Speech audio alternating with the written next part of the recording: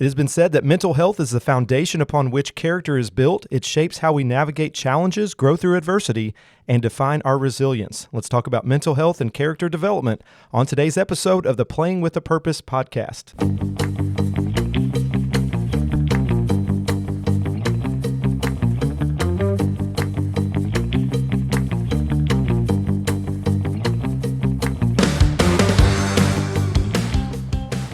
All right, welcome to the Playing with Purpose podcast, where we explore topics related to the moral development of collegiate athletes and young people as it pertains to character, responsibility, and purpose. I'm your host, Matt Barker, and today I'm excited to have the director of the University Counseling Center here at Freed-Hardeman, Mr. Nathan Judd, with me on today's program. Nathan, welcome to the program. Thank you so much for having me. I think we need just a little bit more cowbell, though. Just a little bit.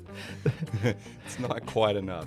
You're getting Nathan's personality right off the bat here. I love it. This is going to be a fun episode. I've really been looking forward to it, and mainly because this is a topic that is talked about a lot in today's world. A lot of people maybe don't fully understand exactly what it means. So I think it's important to kind of get a good understanding of what mental health, when we talk about that, and this is especially true with all people, but when we think about specifically this podcast, we talk a lot with athletes and college students in general, and this is a big hot topic for a lot of them.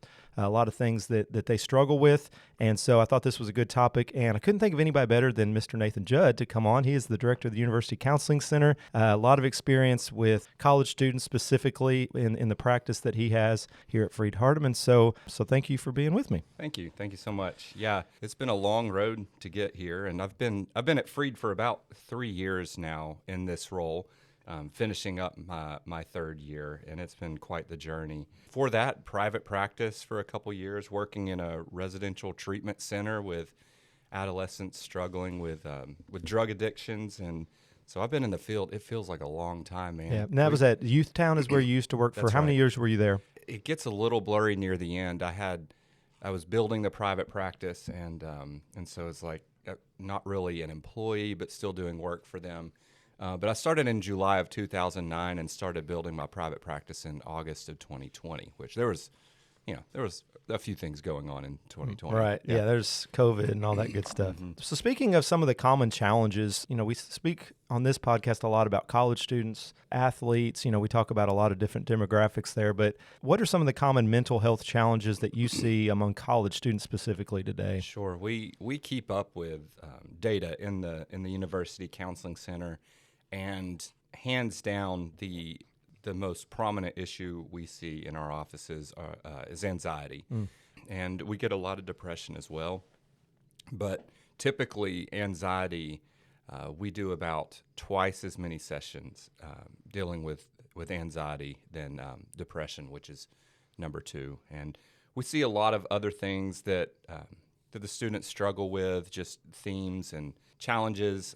A lot of the guys have pornography struggles. That's almost universal, I would say. It's just, a tough thing for guys now, and even girls too. But I think it's as hard as it is for guys to talk about it. I think the girls may have trouble talking about it more. There's a stigma there, but we see some eating disorders, relationship struggles, work with trauma, and honestly, if we really engage our stories.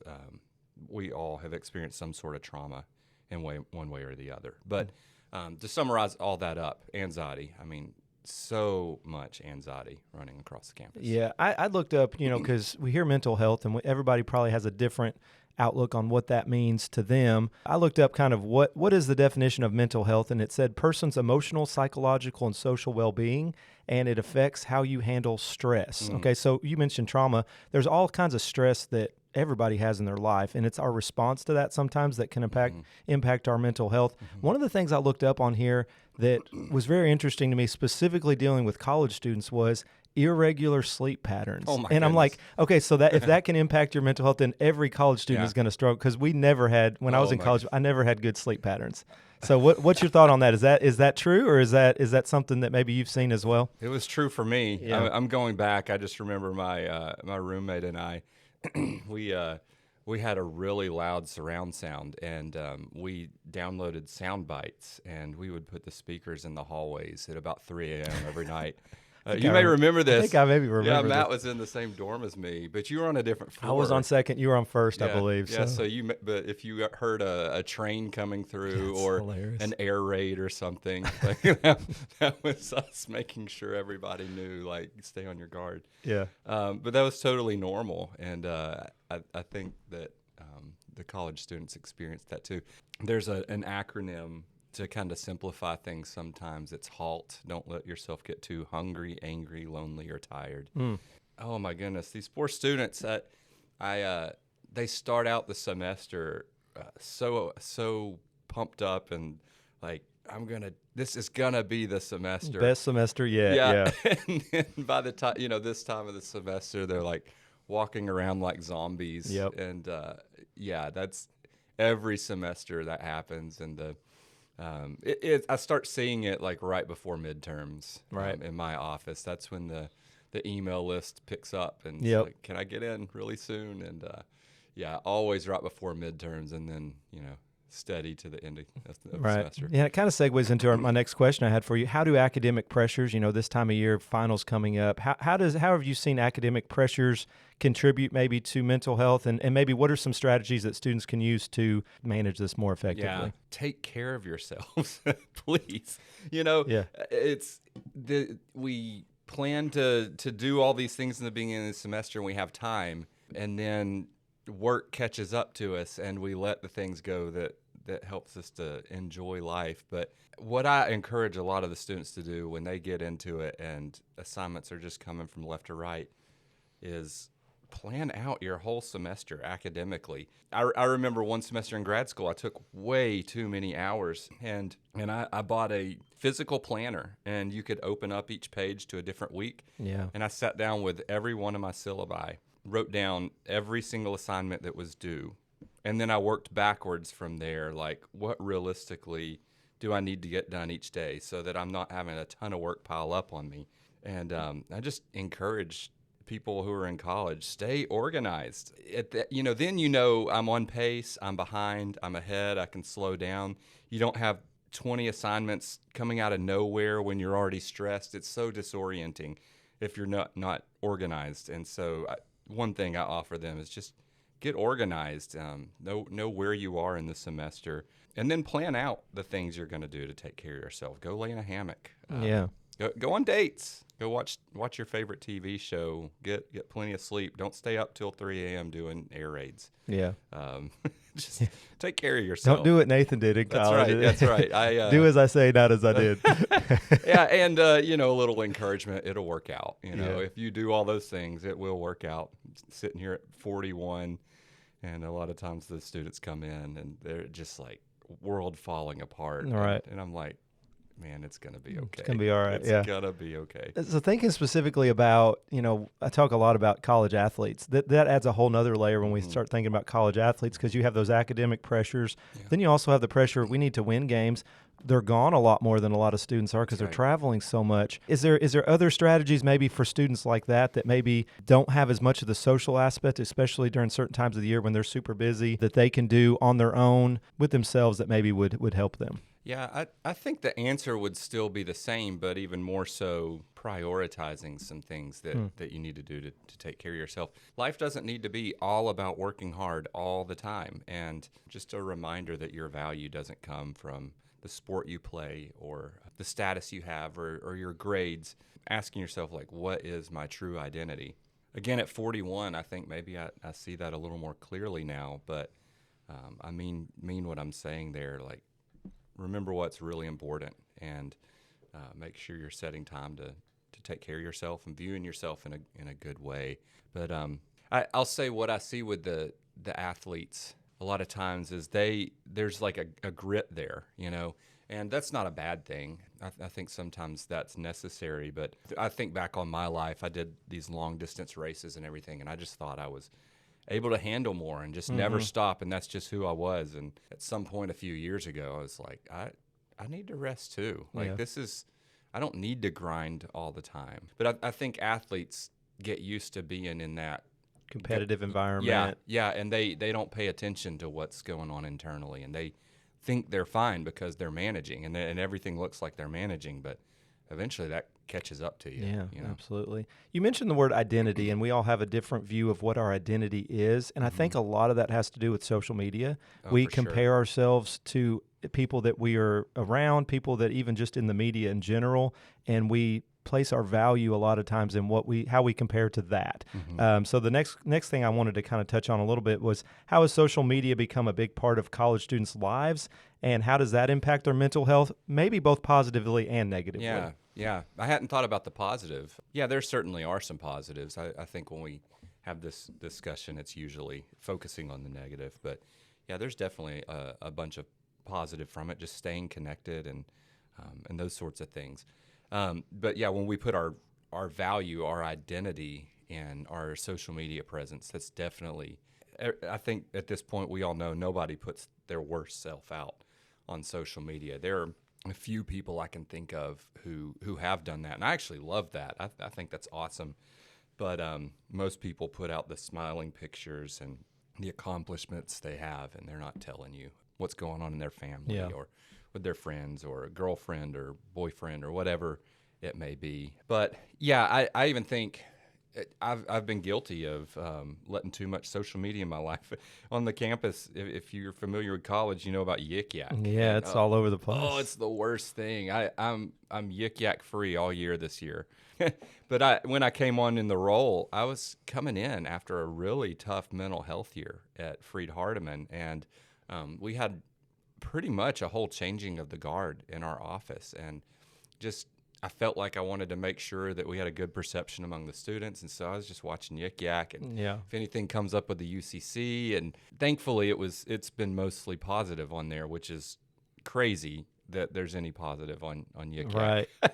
But I just would worry, like, what are they going to say all the time? And that's just not healthy. And it's a few people that have the most outspoken views on there. And, people are funny on there. We got some comedians, but it's not good for your mental health. Yeah. Yik Yak is awful. It's awful. Yeah, and there's other apps similar to that. Yik Yak is one of those that's anonymous, so people can post whatever they want. Nobody really knows who it is, so they're they express themselves more freely. Communication, we call it hyper-personal communication. They're just like throwing it out there, don't really care what anybody thinks about it. One other thing I wanted to talk about is, I think we mentioned this at the beginning, but there is maybe sometimes a stigma around mental health. We hear that word used a lot. A lot of times people maybe don't even use it correctly when they're talking about something. They might just be having a bad day and they're like, my mental health is bad, and maybe it's not fully grasping what the whole definition of mental health is. So there's maybe kind of a stigma around it. You mentioned that sometimes students are hesitant to maybe seek help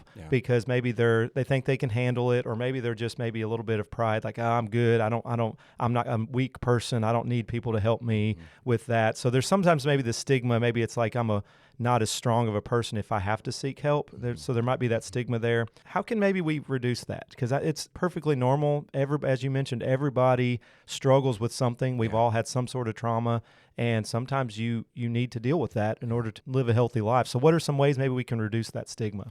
I think doing this, for one, just talking about it, and I have a response in sessions lately, and I mean it in a very loving way. I hope I can voice this well on the podcast, but it's just kind of, so what, Yeah. Like if a girl comes in and says she's struggling with pornography, for instance, like, girls aren't comfortable saying that. But I think if they sit with somebody and they have that, okay, so, I just think we create a safety to destigmatize some of these things that typically carry a lot of shame. And I think we've done a poor job as Christians to not create that environment. And that's what we're called to do. So, I mean, none of us is perfect. And I think shame, we think, if you really knew me, you wouldn't like me. But I think we need to start showing our true selves to each other. Starting like as yourself, sharing your story, which lets other people know it's safe as well. I think that can destigmatize it. I will say there's like a push on the other end of that, though, that like people identify with their mental health struggles, and I don't think that's necessarily good either. I think a healthy balance of let's just show up authentically and be human beings. Yeah.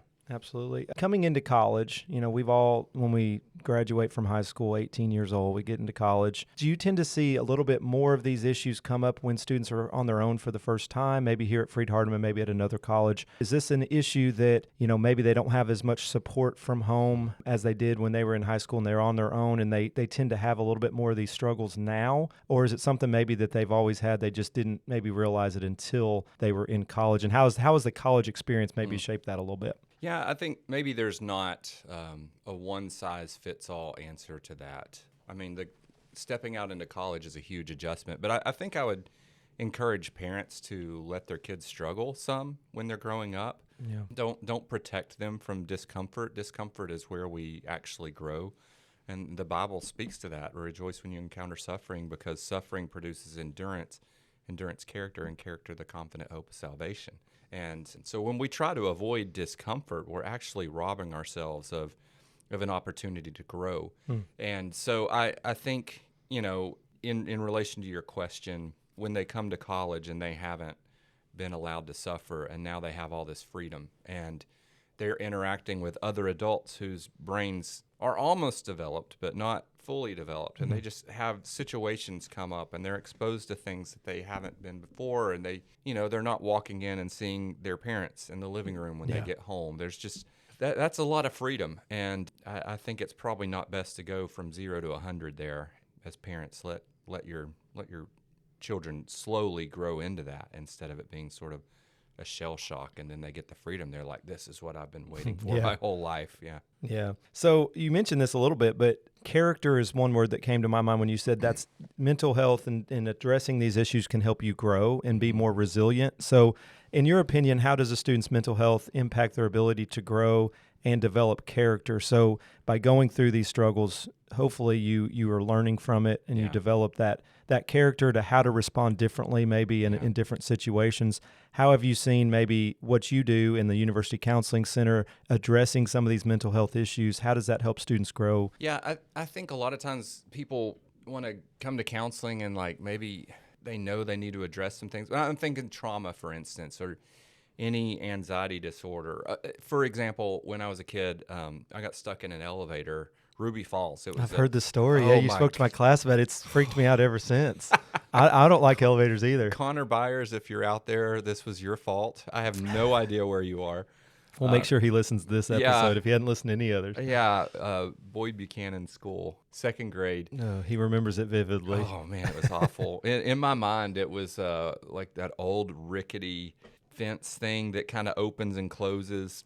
And that's how they protected kids in the 80s from ripping their arms off by touching the rock as the elevator's going down. Oh, man. So now it's a nice, pretty glass door. Right.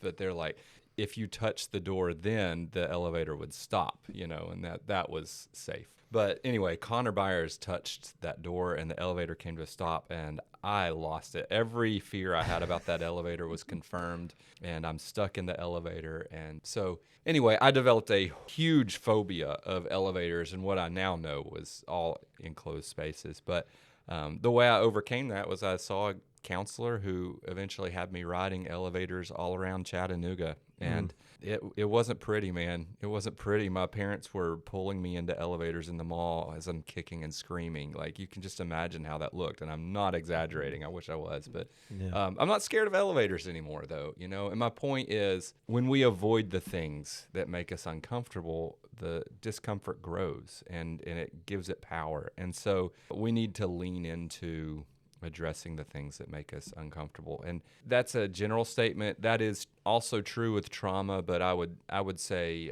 when we talk about actual big traumas that people have faced, that needs to be done with a professional, because there are certain techniques or outlooks or psychoeducation around that can help that to be done in a way that you do grow, and so you're not just facing it and not knowing what to do with it. But as a general rule of thumb, we need to step into these painful points and not avoid them. Yeah. I had Tony Allen on early on in this podcast, and we talked about community responsibility and how looking out for others, doing things for others can really help not only character, but just how you develop as a person. Have you seen extracurricular activities, maybe volunteering, community service, just looking out for others? Does that support your mental well-being? And if so, maybe how have you seen that maybe happen? Oh, for sure. I don't know how that works, but it definitely works. I just think about how you go and you do something good for someone and all of a sudden you feel better about yourself. I think Freed does a good job of that too. There's a service day. University Servants Day? Yeah. And all the students take a day off of class and they go into the community and do good things. I just think that's awesome. You're stepping away from the stress of school and class and going and ministering to people. And, I know we're here to get a degree, but is that really that important? I don't want to minimize it, but we're not called by God to get a degree. We're called by God to love others. And so I think when we do that, we get to see God's love. We get to share God's love with other people, and that's bound to make people feel better. One of the things with University Servants Day, too, is they usually have different people that are organizing different things, whether that's social clubs or faculty members or staff that are doing this, sometimes to be more intentional about this is not only just what we're doing, but why we're doing it. So it kind of brings in this idea of mentors and coaches or professors or advisors, whatever you want to call it. How have you seen maybe the role of mentors or advisors play in helping students develop a healthy mindset? Maybe not necessarily just with mental health, but just in general, having a healthy mindset of outlook on who you are, but also what you can contribute as well. Yeah, I don't see that side of the students' interactions with mentors as much. And I'm not saying it doesn't exist. I'm just saying that doesn't work its way to me as much. But I'm thinking about a personal experience. And I have someone that I consider a mentor. When I was in grad school, I kind of felt like Ryan Fraser was a bit of a mentor at that time, and I really looked up to him. And then when I was kind of mid to late 20s, I got a friend, Mike Roby. He was at Freed. He was at Youth Town when I was there for a long time. And then he went on to Area Relief Ministry in Jackson, which he became the director there and helped people struggling with homelessness. But he very much was a mentor to me when I was at Youth Town. And if you know Mike, he's just so outgoing and just so fun to be around. But he also will put you in your place so fast. And I just remember doing something, I don't want to say stupid, but young, kind of a rash decision. And him pulling me to the side and being like, "What are you doing?" And at the time, immediately, I was kind of mad at him. But, I mean, I just look back and think, what a good friend to not try to make me feel good, but, like, to point out, hey, that was – I mean, he would be like, that was dumb, you know? So I appreciate it. Think what you want about that. I look back on it fondly and think he was, like, one of those guys chipping away at iron sharpening iron. And that's just so important. It doesn't feel good in the moment. Yeah. A good mentor is, again, suffering produces character and salvation, and that's a good mentor that's going to tell you the truth. So have those people in your life that are going to build you up, but also not break you down. Yeah, but be real with you a little bit. Yeah. This is a question I've kind of wanted to get your take on too. I had this wrote down, and I was kind of interested to see what you would say. You see a lot of challenges that students face today. In the next 5 to 10 years, is it going to be some of the same challenges they're facing in 5 to 10 years, or is there going to be some additional challenges mental health-wise that they face here in the next 5 to 10 years? Man, it's a tough one. Yeah, and like predicting the future. Yeah. Based off of what I see now. I'm going to say there are some good things that are happening first. We see a lot of people struggling with pornography, and I just think there's still a long way to go in that discussion, but a lot of the guys are getting more comfortable talking about it at this age. So maybe it's become so commonplace. I don't know. It's probably always been commonplace, but the discussion about that, at least among college guys talking with each other, has become a lot more normalized. I think that's a good thing. And so I hope that's a trend that continues into other areas. As far as struggles and challenges, where I would picture it going is people's lives are so out in the open now, and we have to portray an image all the time is how it feels. I think about my daughters. They watch, they're 10 and 13, and they've got these YouTube channels that they watch that I don't even remember, like Jordan Matters and I don't know. You may know Yeah, some yeah. of these, Matt, but Seen them all, yeah. yeah. But I had a YouTube channel for a while, and I would try to put out a video every week or something. That was exhausting. Yeah. And I can't imagine walking around with a camera for every moment of your life thinking, like, how are we going to make this content? And is that really who these people are, or is that who Yeah. they're portraying in front of a camera? And I've got to imagine that world is going to have an impact on kids growing up nowadays. Mhm. Yeah. Yeah, you would think so. I mean, that's people constantly having a camera in their face. It's, again, they're not really living a real life, and then in the way they have to kind of contemplate with that later on, like who am I? Like, what is my identity?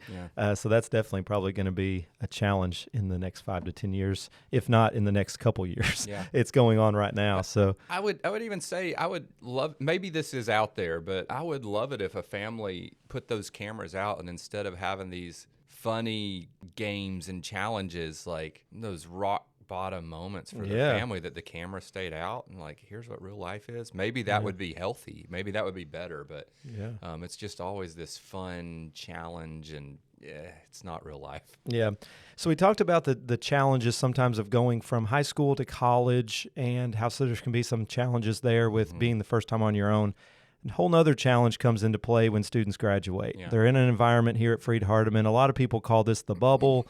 They have their, friends around them. They have a university counseling center if they need some assistance. So in your experience, what has been the most effective strategies for helping students transition from college life to post-college life after graduation, getting into the real world, working, maybe starting a family? What are some maybe strategies that can help them as they transition out of college? Yeah, I think my answer to that is whatever it is, just let it be what it is. Because I could say things that are true. I could say, make sure you have a friend group, make sure you have a good church home, make sure you've got a good job, a mentor. And I do think all those things are true. But I think even saying that, somebody might put pressure on themselves to think, I've got to have these things in place. And then, all my friends moved away. And like, what am I going to do? They said this is what I need to do. And now those things aren't in place. And again, 41-year-old Nathan, this younger version of myself, and says, it's okay, bud. Like, it's really okay. It's going to work out. Like, we can put so much pressure on ourselves to control it all and figure it out and make sure it's all in place. But we really don't have that much control. If I believe in God as I understand him, then he's at the wheel. And, I just think he's looking at me scrambling around trying to figure it all out. And he's just like, oh, that's cute. Yeah. Look at him. He thinks he's doing something. Yeah. Just enjoy life, just even when it's stressful, just put your heart where it needs to be. Lean on the people that you have around you. Be real with them. Don't put too much stress on yourself about figuring it all out. God's going to put you where you need to be when you need to be there. He's going to put the people in your life who need to be there when they need to be there. Just show up and be a good person and love other people. And that's normal, man. I went through that when I was in college. I had a little bit of a quarter life crisis, 1/5 life crisis. My degree at the time, I'm not going to get into that, but It's a music degree. Oh man, I wasn't going to say it. Yeah, sorry. Yeah, that's okay. You were also a Make a Music host. Woo! I had Yes. Soko on last week. He was also. Oh, there you go. Yeah, he was a 2-time Make a Music host. So yeah, but that degree, I didn't get it in music ed or anything like that. Nobody pulled me aside to say, hey, what are you going to do with this? It was just a degree in music. And so in my junior year, I started having a realization of, I don't know what I'm going to do the rest of my life. Yeah. And so I minored in psychology and went on to get my master's in counseling. And that's how that worked out. But anyway, so I went through it too. It's going to be fine. God's going to put you where you need to be, and just enjoy the ride. It's a fun deal. Yeah. Well, Nathan, I really appreciate having you on today. A lot of your experience, it's really good. I think we need to have another episode on the pranks that you pulled in college. I think that would be a entertaining episode. And I was probably present for some of those. We'll have to have you on again to talk about some of that. There you go. So awesome. Well, I appreciate it, Nathan. Thanks for joining us for this week's episode of the Playing with Purpose podcast. Special thanks again to Nathan Judd for being my guest this week. Be sure to check out this episode and future episodes on Spotify or anywhere you listen to podcasts. You can also catch the Playing with the Purpose podcast on the Ministry League Podcast Network, Freed-Hardeman Athletics Champions of Character website at gofhulions.com/champions of character, and on the NAIA Champions of Character website at naia.org/champions of character. Join us for our next episode as I talk with Freed Hardeman Bible professor Dr. Josh Ketchum on the topic of church family and faith. And remember, winning isn't just about the scoreboard, it's about the character we build along the way. We'll see you next time on the Playing with a Purpose podcast.